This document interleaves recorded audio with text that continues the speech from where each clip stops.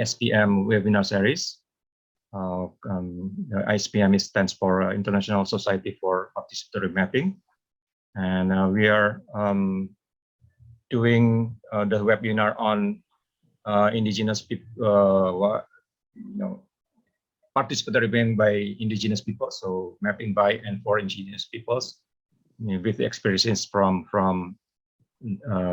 Africa, from Asia, and also Oceania. And this is the kind of the second webinar of ISPM, and we'll have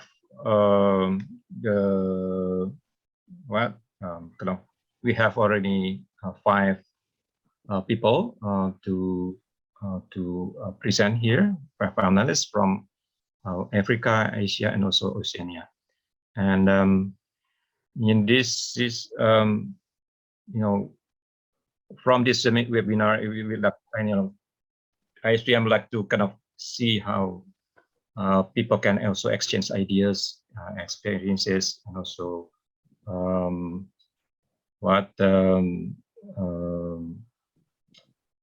and also building up networks and so on. So this is kind of because ISPM or kind of community of practice among practitioners and also scholars on participatory mapping throughout the world. And we are a new organization and trying to build up the membership from for people to join. So yes, we're also trying to invite people also to be members of ISPM, and you can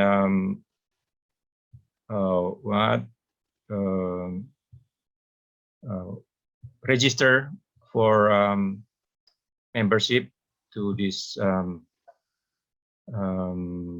website. So it's on Mighty Networks kind of platform usually. So it's more allowing people also to not only looking at the sites, but also allowing people to exchange and also having webinars and also courses on that platform. So that's why we are using that Mighty Network platform, if you are not familiar with it yet. So please be kind of apply for membership. It's mostly it's free. So it's you can sign up for membership. All right. So for today, we have Dave Devra from PAPID, Philippines Association for Intercultural Development, and also Hilary Ogina from Kenya Land Alliance from Kenya, and then Devi Anggraini from Perempuan Aman from Indonesia. It's kind of an organization for indigenous women, and also Dewi Sutejo from JKPP, the co-host of this webinar. JKPP stands for the Jaringan Kerja Pemetaan Partisipatif, so it's kind of the kind of organizations of membership-based organization on participatory in Indonesia. And finally, we have also Boka APT from Aotearoa, New Zealand, from Digital Negative Educators, and been also working a lot on with Maori people and also in other parts of the world in terms of mapping indigenous lands. So with this, I'd like to kind of start with Dave Devra to answering kind of basically 3 questions from what we have. And so what kind of how is the history of alienation for people there in the Philippines, and then what kind of methods that are also very popular in the Philippines, people use for mapping their territories, especially indigenous peoples' territories, and also how effective that kind of probably many of you already know about the IPRA, the Indigenous People Rights Act in the Philippines, that using that has ancestral domains certificate CATC, the certificate of ancestral domain claims, and also certificate for ancestral domain title. So, and how effective it is in defending indigenous people's land in this state. Okay. Good afternoon, everybody. Deltus, Dewi, Hillary, and all of the other mappers in here, I wish you a very good afternoon. 3 questions were given to me, and essentially the first one was an historical context of spatial dispossession of indigenous peoples in the country. Essentially, it all started in the Philippines when the Spaniards set foot in the Philippines. They declared, for a while, I have to silence the dog.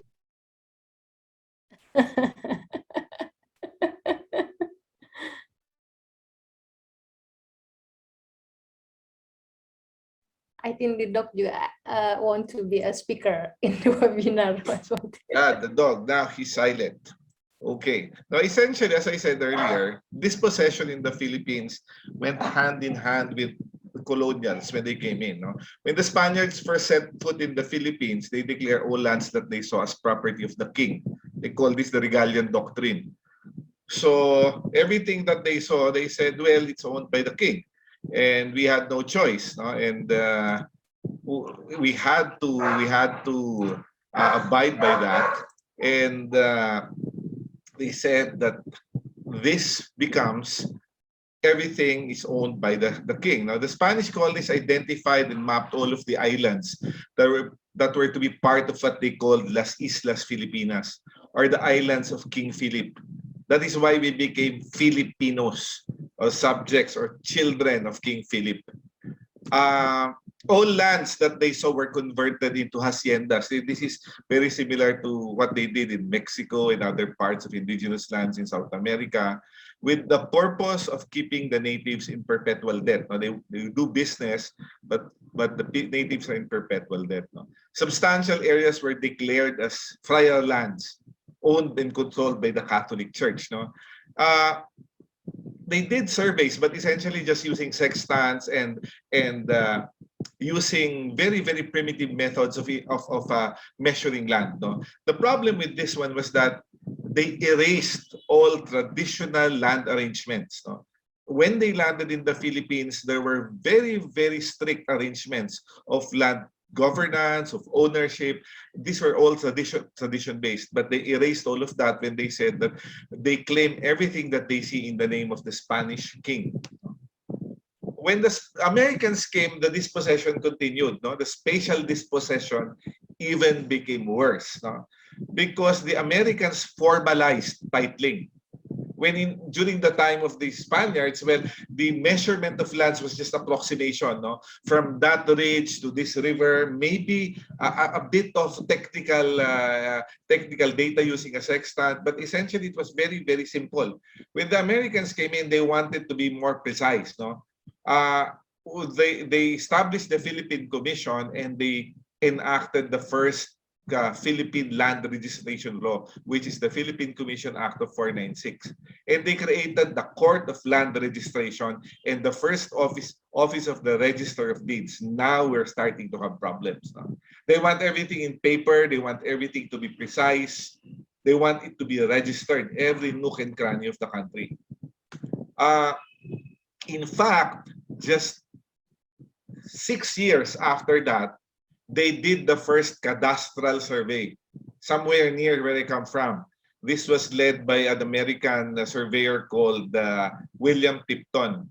And then after that, they established the first school of surveying in Manila. It is the Manila High School in 1908 to train Filipino surveyors. After that, mapping became the exclusive domain of licensed geodetic engineers and started professionalizing the practice of mapping.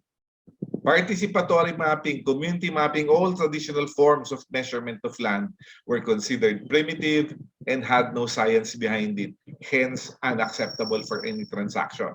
Now mapping became exclusive to licensed genetic engineers. They were professionals.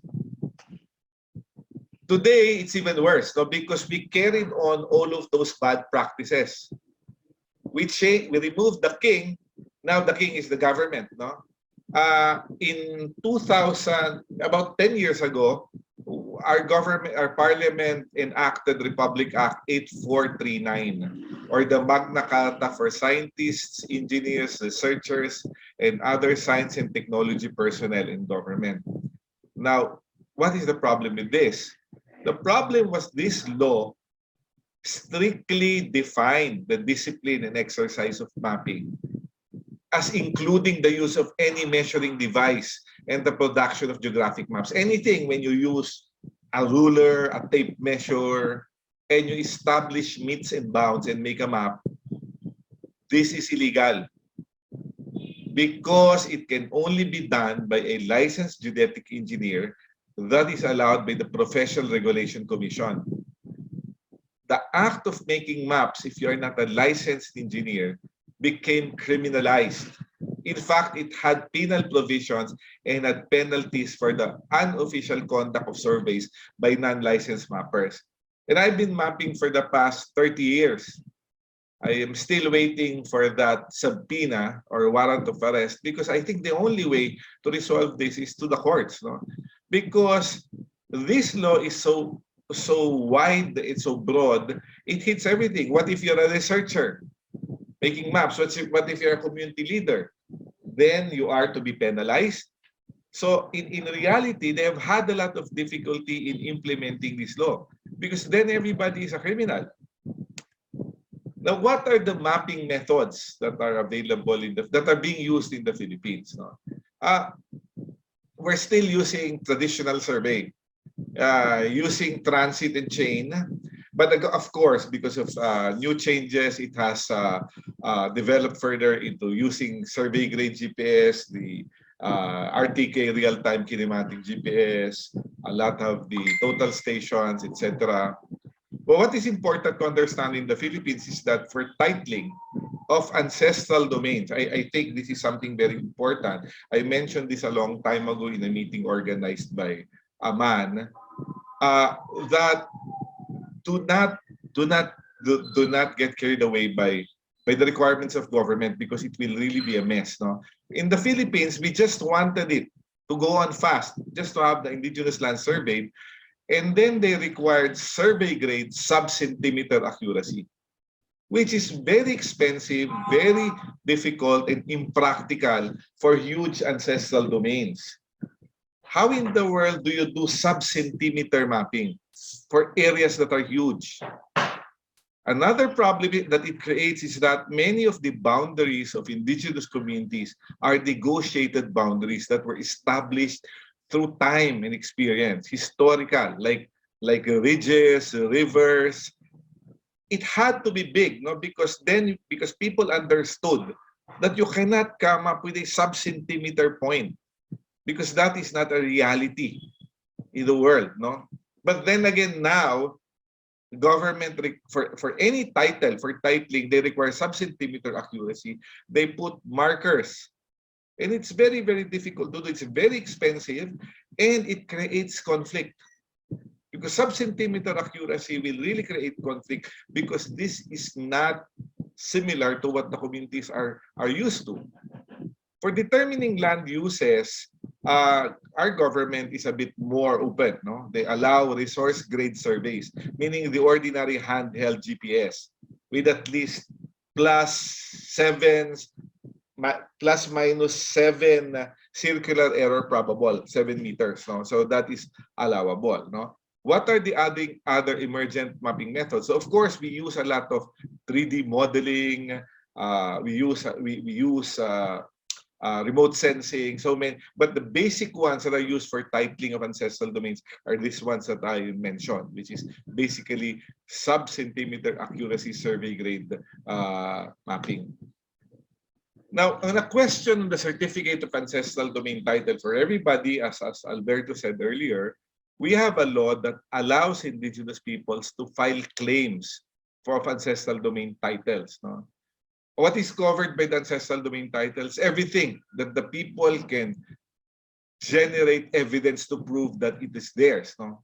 The certificate of ancestral domain title provides. Now, why is it important? Why does it protect the people? It is not perfect, but at least there's something they can hold on. The certificate of ancestral domain title provides for the process of the identification, mapping, and delineation of ancestral domain. It lays out a clear process on how you will map it, how you will document it, how to generate evidences, and most importantly, when doing the determination of the boundaries, in the law it says that what will be followed is the principle of self-delineation, where the IPs, where the indigenous peoples define the extents and types of boundaries their ancestral domain has. No? People that says from this range to that range, they negotiate. No? Of course, they don't. There are chances they will not get it because in reality, some titles of private individuals would be there. In reality, there will be plantations. But at least the initiative to show where your land is comes from the principle of self-delineation. The government has no right to say, this is where you are, but it is the people that define where they are. No? Okay. Can you Problems start when the boundaries that the community defined are now translated into survey grade maps. Now that becomes difficult. Now there's a problem with that. What else? Why is the certificate of ancestral domain title important? It empowers indigenous peoples to negotiate with other interest groups in government. You have something to hold on because you have a clear basis to assert governance and authority over the use, exploitation, and treatment of all resources within their area. Now, when the maps that they have, they say, we have a title over this. This is where we assert our authority. These areas are sacred. You cannot go there. There is something physical that they can hold on. So it's very important. The participatory ways of mapping is very important because as much as possible, we name all areas in the map using traditional place names. We recreate what is in the mind of the communities as an accurate picture of their own reality. Because otherwise, because now many of our maps have changed the names of the creeks, the ridges, we have to return that, no? Because it gives the strength to the people. Excuse me, Dave, yes? Please, could you kind of wrap up? So, we need to other people. Okay, I'm on my last slide. For the certificate of ancestral domain, it also provides ownership, not only for the land, but also for the waters. It ensures sustainability of culture because people who have land can freely practice tradition in territory.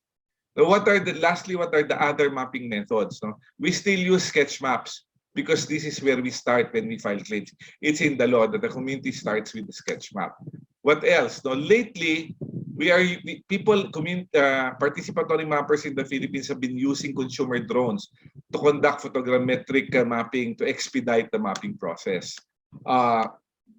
We've also used a lot of imagery in defining territories, and lately, the government wants to use Google Earth to identify at least the extent of ancestral domains for those who have yet to file claims. Also, lastly, with so many Chinese cheap smartphones, many of the youth are using smartphones to provide geospatial information on land disturbances, migration, etc., in their ancestral domains. So that's all. Okay, thank you, Dave.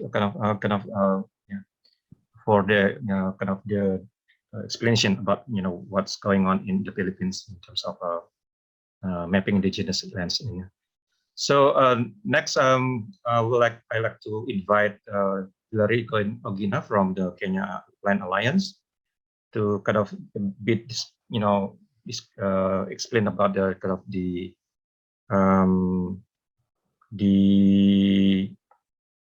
experience in the Kenya in terms of the historical roots and also the one that kind of Devra also already mentioned, and also what kind of methods that are used in the Kenya for your activities. And finally, kind of I like to also to ask you about how effective is that the mapping of indigenous peoples land in struggle of indigenous peoples in Kenya. And also I know that I learned that in the 2016 there's a Community Land Act already kind of enacted, and how it is affecting the struggle of indigenous peoples in defending their lands. Yeah, Oh, please. thank you. Thank you. Thank you very much. I hope you can hear me. Yeah, we can hear you well. So my name is Oceania. I'm a land Kenya and communication expert from Kenya. I work with an organization called Kenya Land Alliance, and it's a privilege to be here just to join such a rich group of people sharing their experiences on land. And I'm very happy to hear the experience from Spain and how that has impacted the indigenous peoples. Kenya is also a unique country that has got unique land issues. And indeed, historically, like is in many countries, because of a colonial legacy, indigenous rights and the rights of the Africans and the indigenous people were not given equal standing in law as other land holdings, because land is classified into three categories in Kenya: private, public, and communal. But then private land was given a higher pedestal in law only up until the year 2010, when Kenya enacted a new constitution. That then this new constitution gave all three categories of land equal standing, both constitutionally and before the law, because then such lands did not enjoy that protection, and that led to this disenfranchisement of indigenous communities and indeed local communities by the colonial class who used the law to their advantage. So the 2010 constitution put into place a law that takes care of people that own land community. The concept of the commons, which is a cross-cutting concept globally in Asia and indeed in Africa. So this, after the year 2010, it was only in the year 2016, as Albert said, then a law was passed, and in the year 2016, that protects community land rights. Please note that most indigenous communities occur on such lands, and that is their dominant land owning regime, whereby land is owned through a complex structure of communal ownership that is shared both individually, and they've got public spaces within community land, and then the bulk of such lands is communally owned. So that would be the experience. As Kenya Land Alliance, an organization that deals with the empowerment of local and indigenous communities, we also use indigenous mapping as one of the strategies that can allow the communities to assert their rights over their lands and their territory. Because when the law was still dragging in terms of putting in place structures to protect such communities, and the communities mainstreamed technology as one of the means through which they can assert their claims over their land. So participatory mapping was one of the methods that was used in the coastal part of Kenya, in a county called Kwale, where there's one of the largest sands mining by a multinational known as Base Kenya. Then in the northern part of Kenya, where there's oil and gas, where there's also a multinational known as Talo Oil. So coincidentally, such communities have got manifestations of indigenous communities that live in these areas, but then their rights were disregarded. So then they used the maps as a means of asserting their lands, and KLA assisted them to assert their lands over their rights over territories with very good results. So the Community Land Act is being implemented, but then the process of implementing the act has been quite slow. So when the act is still being implemented progressively, the communities have taken a proactive approach to ensure that their rights are asserted, even as they anticipate the act to be brought into place. So that is what I would say about Kenya in a nutshell. And I'm very happy to be here and to respond to any questions and to share more experiences about how the Kenyan communities have been able to gain success through participatory mapping. Probably as I finish, I would also say that as a matter of learning, we were also able to collaborate with the University of the Amazon, where indigenous communities from Brazil came to Kenya to share their experiences on how effectively the traditional communities living in the Amazon were able to assert their rights and also to gain success stories. In Kenya, there's a community known as the Endorois community that have got a world precedent setting ruling that was given by the African Commission on Peoples and Human Rights. You can look at it online and you'll see that such a community was able to assert their land over their ancestral land, which is community. Thank you very much for listening. Okay. Thank you, Hilary, for kind of your presentation. So, it can be very interesting to see, hear the experience from Kenya. So, yeah, I'd like to hear more from the people to respond. All right. Next, I'd like to invite Devi Anggraini, the president of the Perempuan Aman, the Indigenous women organization in Indonesia, and they're already working a lot on starting using participatory mapping to empower indigenous women in Indonesia. So I would like to hear more about the stories about this empowerment process, empowerment effort through participatory mapping. So please, Debbie, please explain it in 5 minutes. Yeah, thank you. Okay, thank you, Bang Monty. For us, in a Perempuan Aman, we have an Indigenous Women Association in the archipelago in Indonesia. We had member 2,787 members, and using local chapter to consolidate them, we had 65 local chapter now. And this is a good opportunity for us to share our experience. It's not easy for indigenous women organization, even it's not a part of the organization formally, but as an indigenous woman, how we can bring our perspective and interest talking about the ancestral domain. It's so really limited data talking about indigenous woman perspective and interest. That's why the first when I be president of Perempuan Aman, I'm thinking a lot about this situation, how we can consolidate indigenous women, but in the same time we empower them, build their capacity to know and to be part of the movement of indigenous women, even in Indonesia. This is so really important for us. We know discrimination, patriarchal is still hanging in a indigenous woman movement. We are using participatory mapping, or we call engendering participatory mapping, is a part of our strategy and a tools for us to consolidate indigenous women. And then this is like it's not just how we can get the data, spatial data and qualitative data, but this is talking about the protect our ancestral domain.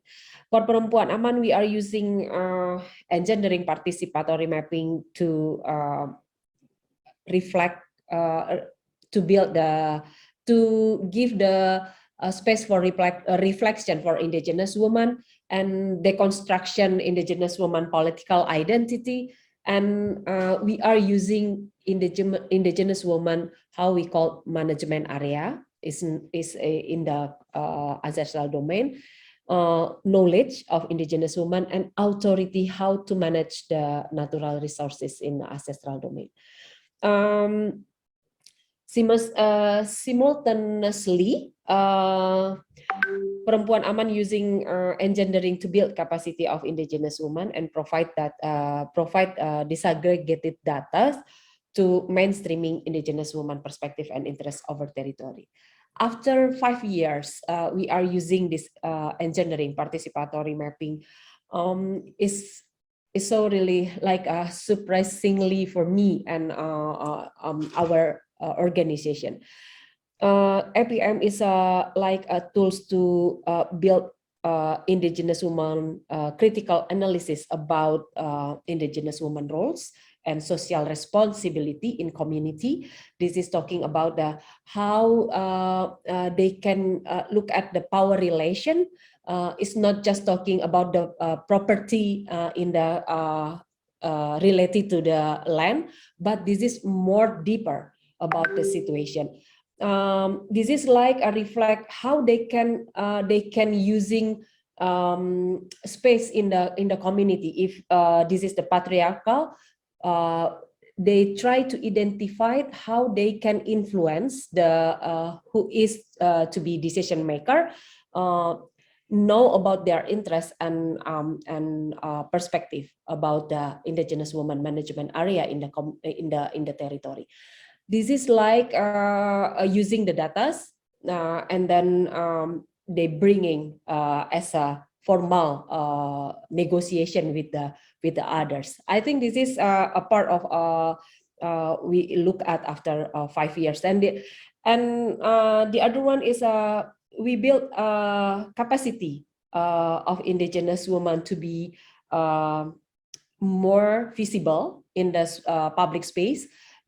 Because the data is already build their confidence to talk with the stakeholders and the government, and they can prove and they already have now you call it planning. Yeah, this is like how the initiative that provide by indigenous women facing the risk and change. They look at intergenerational after they are using the engendering participatory mapping as a tools. And for us is we look at the leadership of indigenous women build what you call is a rising because if you look at the success story from indigenous women initiative, they can securing the ancestral domain using the data, segregated data, and activities like collective gardens and others. There is two of indigenous community get recognition from the village administration government. I think this is purely initiative from indigenous women. When they start with this initiative, a lot of people really skeptic with this initiative, but they just because they don't have formal education background and what are you doing with the data? Can you do that?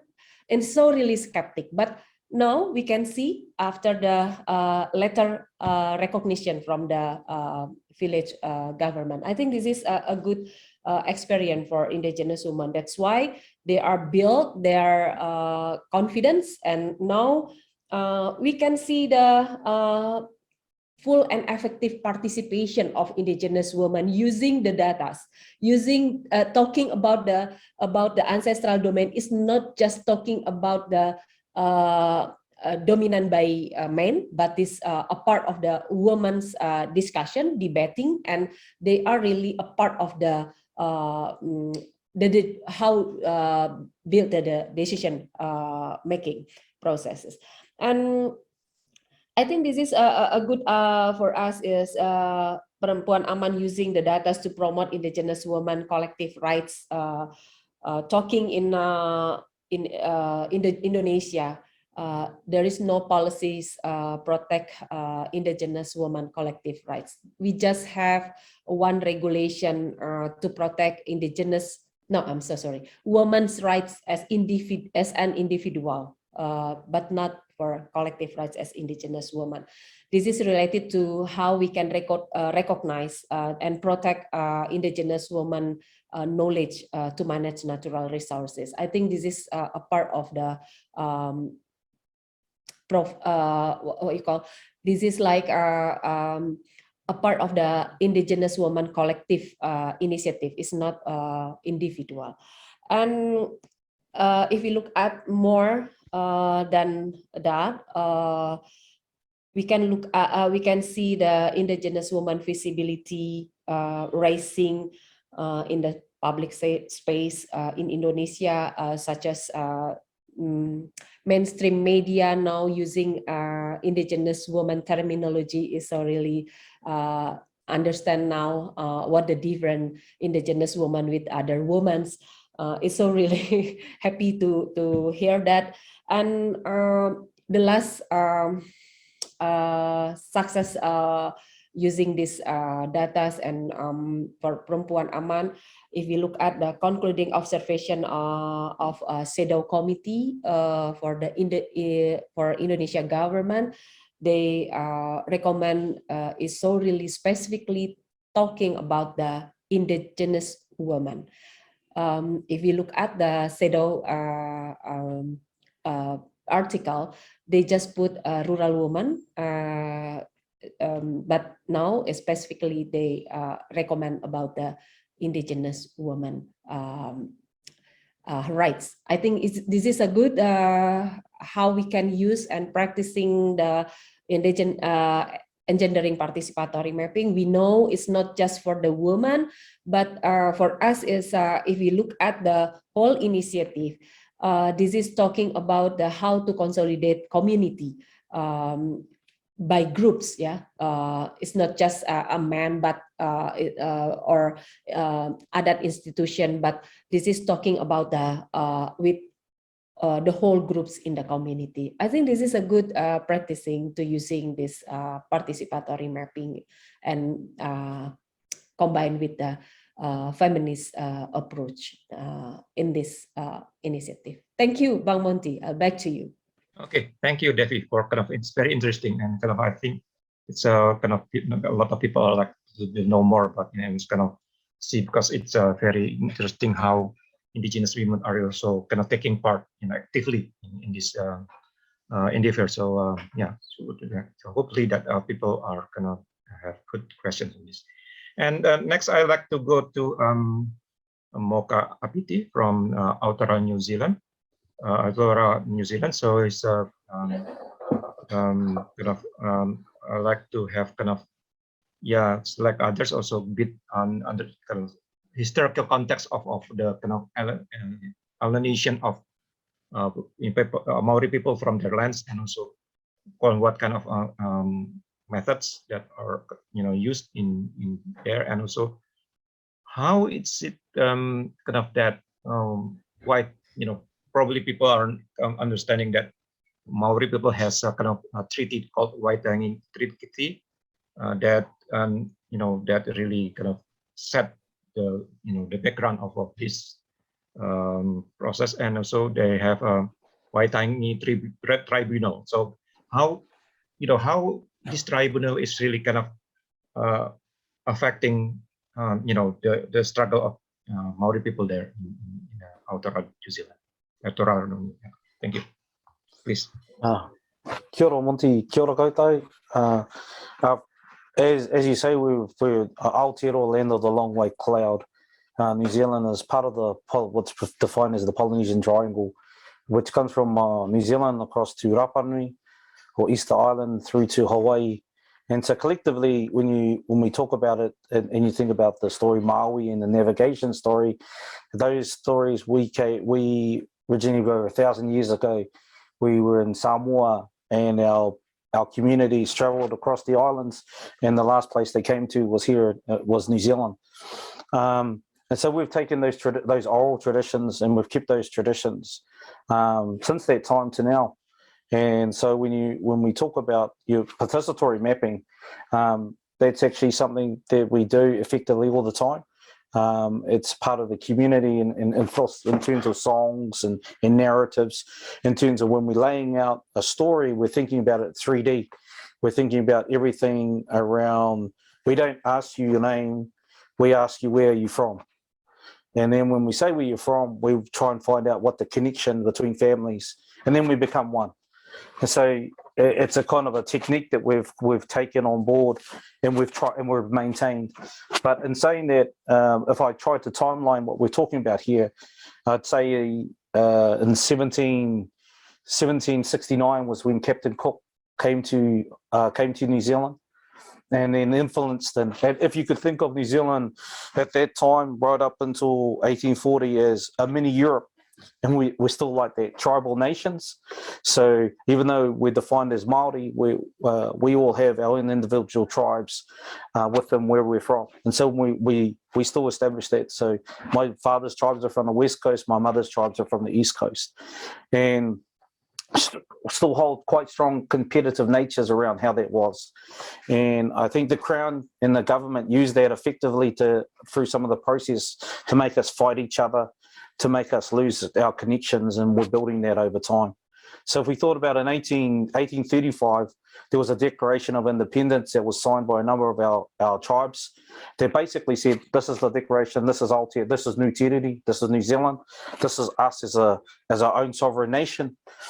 And we're a sovereign nation. But by 1840, the British monarchy came in, and we became part of the Commonwealth through what was defined as the Treaty of Waitangi.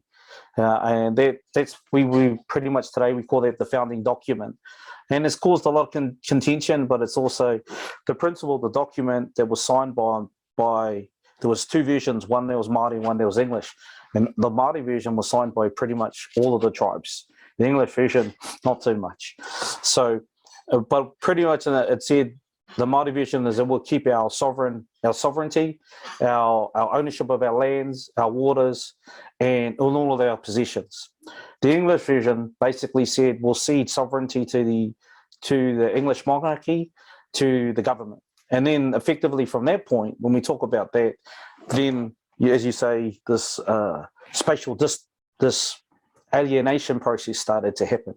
That way we started to push back on the government from 1845. So from 1845 to 1875, there was a series of land wars. And for my father's people of Waikato, we lost over a million hectares of our land was taken. My father's people were dispossessed and moved off their lands. And so this process that has pretty much went up to the 1970s of dispossession, of imprisonment, of confiscation of lands, of the removal of your land rights, of your language, not to be able to speak your language. This happened right through. Fortunately for our elders of the time, they just kept fighting it. They kept referring back to this thing called the Treaty of Waitangi, which was pretty much mothballed and put into a closet, and everyone at the time said, that's something in the past. But our Māori communities really strongly believed in this founding document that's put the English or the Crown and Māori together in terms of this relationship. And so we call that, this relationship which bind us, and was talking about the protection for all people within New Zealand as the founding document. So by 1974, 1975, there was the establishment of this thing called the Waitangi Tribunal. And what it meant to do was it's a commission of inquiry. So it's there to basically review the past enactions of injustices done by the Crown, and they extended it back to 1840. So a number of tribes signed this document. So this review from the Waitangi Tribunal is to basically look at all the injustices that have been done to our people over that time, and then provide a series of recommendations to the government of the day from that point, and then basically try to hold the government to account. And so what they're saying to them is, look, you alienated, you fought these people, you removed them from their lands, you dispossessed of their language, their culture, and you pretty much try to extinguish them. And through that, we think you need to we believe that's an injustice and you need to right those wrongs. And so what the Waitangi Tribunal does is it tries to work out who is the person, who's the claimant, who's the one that's had this, what we call mamai, or this breach, or had this pain that's inflicted on them, which community. So we use a lot of the spatial mapping and a lot of the participatory mapping to basically depict the evidence, the evidential base. So, you know, we're talking from our stories of 1,000 years ago, and we're able to map those stories and saying, even though your attempts of basically trying to wipe us off the landscape, we're still here today. And this is where, and as an example, there's only 5% of land in New Zealand that's still customary owned. So we don't have, in many places around the world, they have reserves or reservations. We pretty much live in cities with everyone else, but we're dispossessed of our land. And so 5%, that's 1.3 million hectares, is still in Māori ownership. And so what we have to do is we have to use different tools to hold the government to account, to basically force them to negotiate. So the process, what the Waitangi Tribunal does is tries to understand as a commission of inquiry to find out what the breach is, what the wrong is, and then make recommendations to the government. And then what we do is have to then talk through, similar to what Dave talked about, is create different types of mapping techniques to depict the evidence and the research, and then look at negotiating with the government to say, you need to right these wrongs. And so there's a settlement process, there's a process defining boundaries, there's a process around, you know, who's the right people, who's not, all those things, all the contestable issues. And what we look at doing is we use Google Earth quite a lot, where we overlay, we'll do participatory mapping techniques with communities, from young children to, you know, you sit there and you'll just do days and days, what we call wānanga and talks, and capturing all the stories and context, and then we visualize it. And then we basically will sit in a room with government officials and explain, this might have been what the land looked like, and this is how we use these resources. And then over time, we have 1 hectare. And our people, and my mother's people, have 85,000 tribal members, and less than 12% of our tribe lives at home. And it's not because we don't want to, it's because we've basically been dispossessed of all those lands. And so we've had to move elsewhere to live. And this is what this process is about, is trying to make those connections. And we use participatory mapping and be able to visualize it, because if you can get your community to support the initiative behind you, to back what you're saying and validate it from your elders right down to your children and to those communities, then that's the whole community that's doing it within that legal process. It's not one individual that leads it. So we had, you know, most recently in 2004, we had the Crown turn around and extinguish title from our foreshore and seabed. And 2011, we basically fought through the court process to basically get them to recognise again. But what that's meant is now we have to go for another process to define who has rights and access to your foreshore and seabed.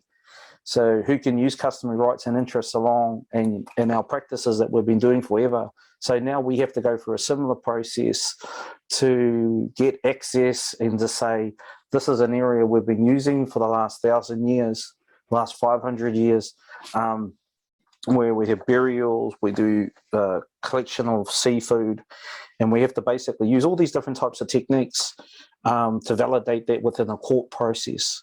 And then from a court process, then look at a government process. I hope that's kind of helped Monty in terms of kind of shaping some of the issues that we face here in Aotearoa, New Zealand.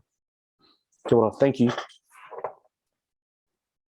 Thank you, Moka. It's really interesting kind of how this kind of from the treaty and tribunal, and also kind of how it's used, and also I kind of heard a bit story about this in when I was I guess when I talked to you, emailed you that kind of story from my professor. So would like to know more about it.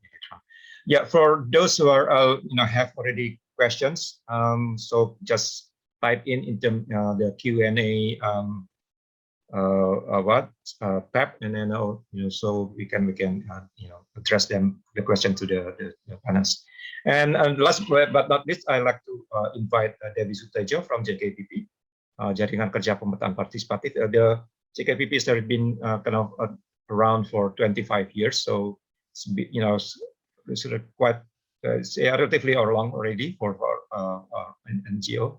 So has been mapping a lot of lands, about 17 million, right, Debbie, the last time? So, yeah, 17.2 million hectares. Yeah. Okay, so yeah, time is yours, Debbie. So please keep it in 5 minutes. Okay. Yes, thank you, Mas Monty, for the opportunity, and thank you for having me in this webinar. I call Mas Monty. Mas is mean brother in Japanese, so I call Mas Monty. Yeah, I think the similar question with others speaker, right, Mas Monty. So the first question is about what the historical root of the spatial disposition of IPs in Indonesia. So the explanation I will tell 50 and 60 years back to answer this question. Yeah, for me, actually, it's about the mismanagement of the rich and invaluable natural resource in Indonesia, which is supposed to be a source of wealth of Indonesian people, including IPs and local communities. Instead of IPs could be the main control of this resource, they experience dispossession, either exclusion from their forest, land, or their livelihood, or even the development project include into other form of living. Actually, I will tell a little bit more about the first, it's the beginning story when the Suharto took as a president. Maybe you are familiar with our President Suharto. He immediately, actually, in the first time, he immediately set the stage of the foreign investment and the capitalist development with the policy of the foreign investment. It's, if I'm not mistaken, it's number 1 in 1967. And but in the behind of this policy, actually, this is the new answer of the when the president is mainly accommodate the idea of foreign mining company. If you, yeah, I think it's familiar with the Papua. It's begin for exploit the gold mining in Papua, and then from this, the law has been applied in various similar and huge area contained by not only gold, but also other mine materials at the same location are inhabited of IPs itself. So, and then after that, the new government, I mean, under the Suharto regime, they continue to manage all the others natural resource, including forest area. And the second policy that I think it's important to tell about the basic forest law, number 5, because with this policy, actually, it's like empower the national government, Indonesia government, to control, manage, and administer all state forest land under control by the state forest, by the government. So all the forest is in the territory of Republic of Indonesia, including the natural resources, all controlled by the state. And then the forest map have been important tools for state authority trying to exclude or include people within the same space as forest resource. And then they are continue with the next regulation. If you remember, Mas Monty, about the HPH, the permit or the concession in the forest area. So the last that I think the policy who make destroy the IPs as a systematically, actually, village government law number 5 in 1979, because this law is contribute very systematic and structural support for the destruction of local institution of social economic.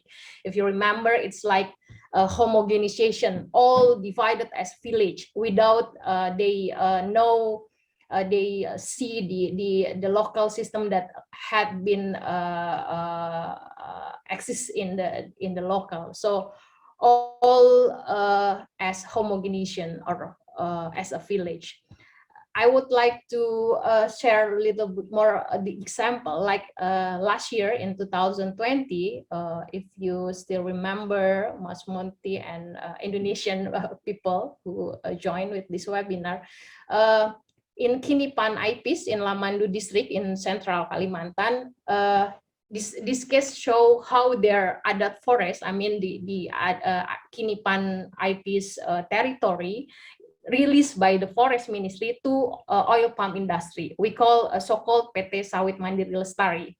The territory of the Kinipan IPs around 16,000 hectares, and almost 70% actually the primary forest.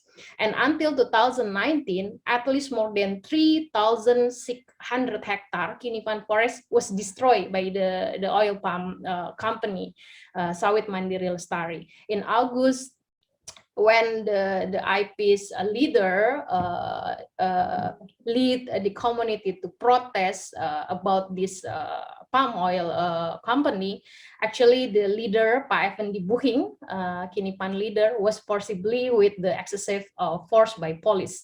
Because and then they said the IP's leader, Pak Buhing, just thief the chainsaw and destruction company building. That the fact when the IPs protest and they have been criminalized by the government. I think this same happened in the Philippines and in others country. So I would like to say, in other words, the deeply root of and it's hard to figure out actually. In other words, there is no room for the local community or IPs, local knowledge or local initiative by them to part of development of this nation, Indonesia.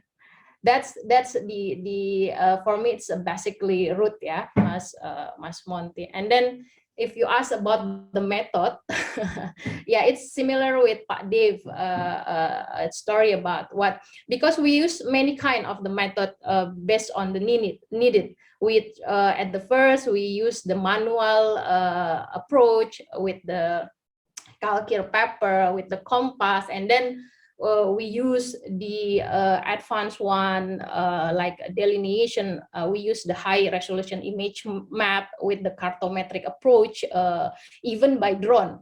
We trying to develop the advanced technology. Actually, this is to make appropriate the state techniques and the manner of representation to bolster the legitimacy of the customary claim to resource. Pak Dave say don't follow the require of the government because it's so sophisticated. It's complicated problem because it's about the policy.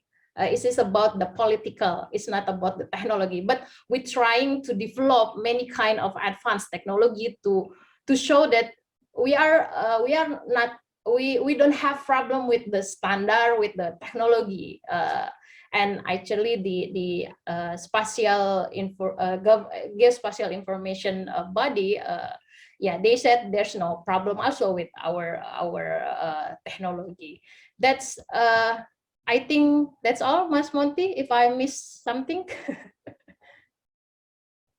Thank you, Dewi. I think it's very give a very good background about the kind of the struggle and also how maps are going to use in Indonesia context. Yeah. So I think it's a bit a run of out of time, but we have kind of questions especially for Devi. 2 questions. One is from Ida Ansharani. From Mehwis Zaman. He or she, sorry if I'm want to ask a few aspects of making social maps by taking information from indigenous women. And the second one is from Cindy. She would like to has a question on what makes it different between indigenous collective rights and indigenous women's collective rights. So please, Debbie, your time is yours. Okay, thank you, Bang Monty. I just want to try answer, but it's not really. Okay. Aspect of making a social map by taking information from indigenous women. Engendering participatory mapping is carried out by indigenous women in the community directly, because we want to use these tools to build their capacity. Yeah, but this is like a space to reflect their identity as as a indigenous woman, as a woman. That's why it's important for us using this space. Social data collection uses a combination of ethnography to identify change that occur in ancestral domain areas, ancestral domain between generation. We use 3 generation.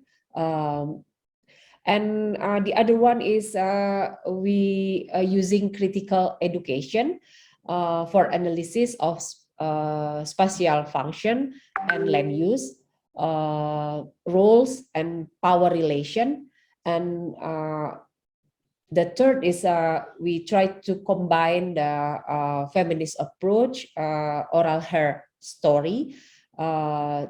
This is like to place the experience of indigenous women as a data, such as community history recorded by indigenous women through various events that occur in various spaces. Indigenous women quite often mark an area using a traumatic event or function of the area, which can be different from the naming commonly used by their community. This is like how we can use that,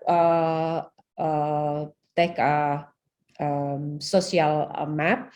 And I know after 3 years, we realize the qualitative data is not enough for the government, and we conduct the to try to collecting the quantitative data to complete the social mapping. And maybe this is like related to the other question. And we combine this qualitative and quantitative data like a census, and we put in the spatial map. Then I think this is good for us to show where is indigenous woman in the ancestral domain, and how they can manage the natural resources, and we can put our indigenous woman interest on that areas. And this is like more easier for indigenous women to talk with the other stakeholder or groups in the community. And I think this is a good for us because we are using the data to build our what you call this. This is like a roadmap for indigenous women to see the vision of the ancestral domain, what they want to. Yeah. Then we try to influence the government. We bring our vision to the village development planning in Indonesia, and then we can put all the data on that. I think this is a part of how we can use the engendering participatory mapping to as a social map. And the second is about what the different indigenous people collective rights with the indigenous woman collective rights. Indigenous women collective rights, it's built by traditional indigenous woman knowledge to manage the natural resources. One is easier to look at. If you see the function of one of function, the space in forest area for indigenous women, they can pick up the and harvest the like fruit, like vegetables, like herbal and others. Yeah, this is not just individual. The knowledge built by collective indigenous women, like weaving behind me. This is a fermentation. If you look at the black color, this is a fermentation using the mud and the plant, the specific plant, and the knowledge is not produced by individual, but this is a collective. And that's why it's a bit different. With indigenous people, yeah, they have the collective rights, the same with indigenous women, but it's not really put indigenous women collective rights in the specifically. That's why it's important for us to bring these issues. It's a lot of indigenous women collective rights. It's a bit different with others indigenous people in common. Yeah, I think, is it enough, Bang Monty? I will back to you. Okay, yeah, I think it's I think it's you provide a very good kind of an explanation of answering those questions. And we have another question. It's for everyone. That for the panelists. It's come from Walter Dupuy. The question is: do you all have particular methods or suggestions for representing non-spatial or non-feasible aspects of indigenous cultures and rights with the maps? So kind of this is kind of a bit challenging, especially technically. I'm wondering if Mocha could jump in on this, because I bet you're having these issues on kind of in mapping the kind of Maori plans. Yeah. Please do. Okay. Do you have particular suggestions for representing non-spatial or non-visible aspects? Yeah, that is a difficult question. Difficult in the fact that how do you contextualize something that's not seen or visually, or someone? I suppose we have things called taniwha. We have places that are spiritual elements. I wouldn't be able to suggest how you could do that in a way that you could a method of representing it, other than if you were talking about trying to depict it on a map, we still would record it on the map and using different types of symbology that we've created, and then have a context or narrative behind it that defines what it is. So you still got if you're using the tribunal report, or you're suggesting with a place of doing it with an evidence, there's still quite a bit of documentation that supports whatever's being colourgraphically represented on a map. So we would still depict places, spiritual places, burial places, places where you can't go. We would normally do them in like a large polygon, for example, rather than saying specifically what is that particular place, or places that of cultural significance that we don't want people to actually see.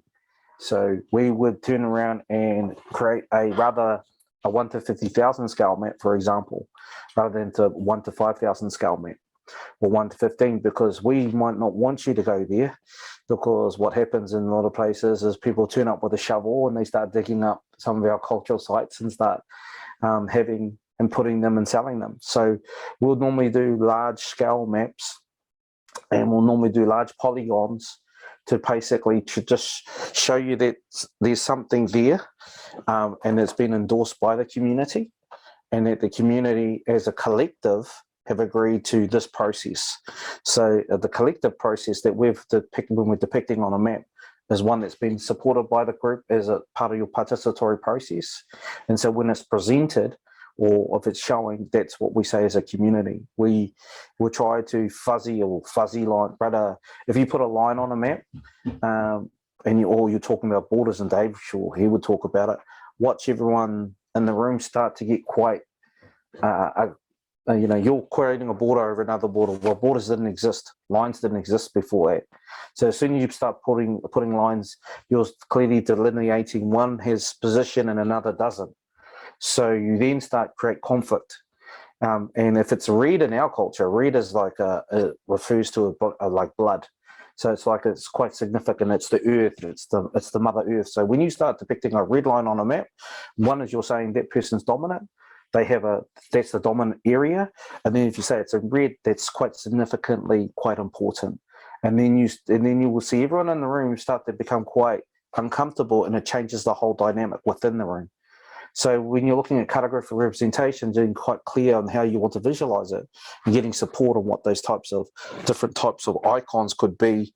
But I hope that's kind of had some support, Monty, when you're trying to visualize not physical, tangible things, but intangible things.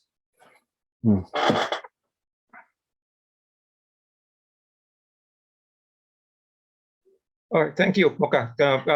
Others probably like to join in, Dave or Hillary, like to also respond to these questions about the areas that are invisible or or very culturally very important, and people don't really want to see them. It would be good if the person who made the question can give specific examples of these areas, so that our response would be more accurate. Maybe some examples of what his of these areas, non-visible aspects of indigenous culture. Yeah, probably something is more spiritual, kind of beings, or kind of area of sacred sites, things like that, or kind of that non, tangible cultural kind of artifacts. I guess what Mocha said is actually fairly accurate enough. No, you don't want to represent that in a map in its specific location, but a range that covers it. So a bigger polygon representing a range where that specific sacred area has influence or has enough function, because there is no one specific area. So that is what we usually do. If it's a sacred area, you do not depict it in a single point, but create a polygon depicting the range of impact and influence of that particular area. Or even maybe saying like the people who actually assert that that area is sacred is part of that polygon. It is more accurate because it shows the range of the impact of that particular space, and at the same time you protect that area because you don't put a specific point where it is located. Okay, thanks, Dave. Others would like to respond on this? Oh, that's kind of the questions. Yes, it's it's for spiritual relationship and sacred like we are kind of discussing. So I think we really kind of running out of time. It's already kind of 15 minutes after that our scheduled time. So it's a pleasure to hear all the kind of the explanations from you all, from the panelists, and I think this is a kind of, we can it's like I said, it's a forum for everybody to start from learning to each other, and then having engaging in terms of trying to understanding different aspects, and also different contexts of in each country, and different challenges, different kind of opportunities also that we can see from here and then from our discussion here. So hopefully this with this webinar we can people can understand more about the issues and also the complexities also of the mapping indigenous people's lands. So with that, I like to end this webinar. Thank you all, especially the panelists, and also thank you for all the participants who are joining us here. So please would like, I will invite you to also to attend other ISPM webinar series in the future, next year. It would be next year. So again, thank you. So have you a very good day, very good evening, especially for Mocha, who's already late there in Aotearoa, New Zealand. So thank you all, and with that, I like to end the webinar. Thank you again. See you next time. Bye, everyone. Thank you. Bye, Mocha, Hilary, Mbak Devi. Bye-bye all. Bye, everybody. Bye. Thank you. Thank you, the whole participant. We're gonna keep in on context. Okay. Okay, keep on Yeah. contact. Bye. Bye. Good night. Bye. Yeah. Good night, Muka. Good afternoon. Yeah. Good afternoon for others, and also good evening for Hillary. Thank you, Cindy. Thank you. Thank you, Cindy. Thank you all. Thank Bye. you. Bye. Bye.